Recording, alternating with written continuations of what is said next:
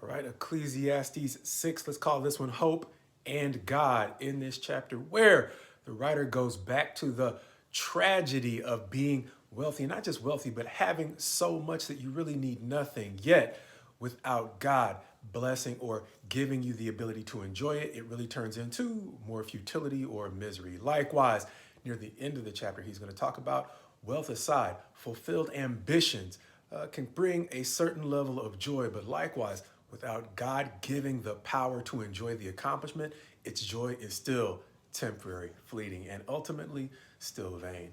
In this chapter, it starts out, like we said, with the first couple of verses, leaving the way in which God can add joy to wealth. And so, insofar as God has blessed you with wealth and the ability to enjoy it. Here he goes immediately back to the contrast in verses 1 and 2. Verse 1 beginning. There is an evil that I have seen under the sun, and it lies heavy on mankind. A man to whom God gives wealth, possessions, and honor, so that he lacks nothing of all that he desires. Yet God does not give him the power to enjoy them.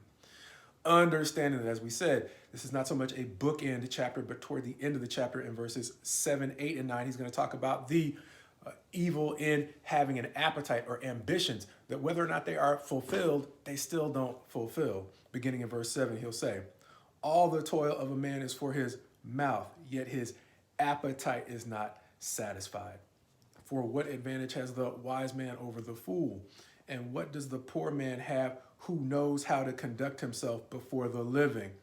Better is the sight of the eyes than the wandering of the appetite. Going back to that conversation we mentioned in the last chapter, anecdotally, about a reporter who allegedly asked one of the wealthiest men in the world, or maybe the wealthiest man in the world at that time, J.D. Rockefeller, how much money was enough, to which he responded, just a little bit more.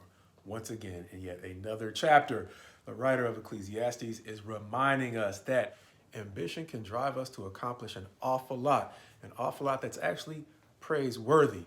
However, those accomplishments can still leave us feeling empty, which may be why in the middle of this discussion about the potential futility of both wealth and success, he notices that a stillborn child may be better off than those who accomplish much without the blessing of God to enjoy it.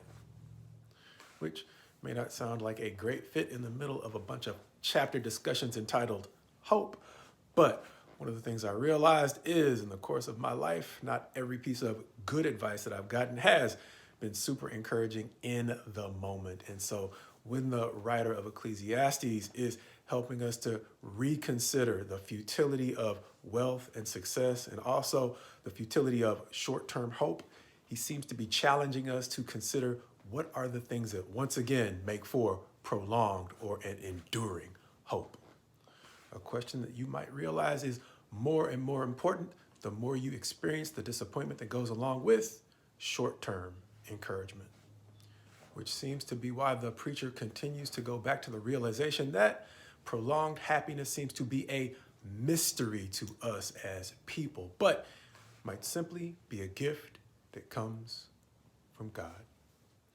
This chapter building on the theme that God is the one who gives the power to enjoy accomplishments, understanding that he gives the power to enjoy life in much the same way that he gave life itself in Genesis.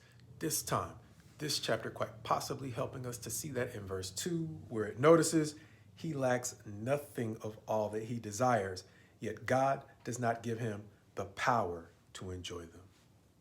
As he continues on in his journey to find meaning and, God willing, hope.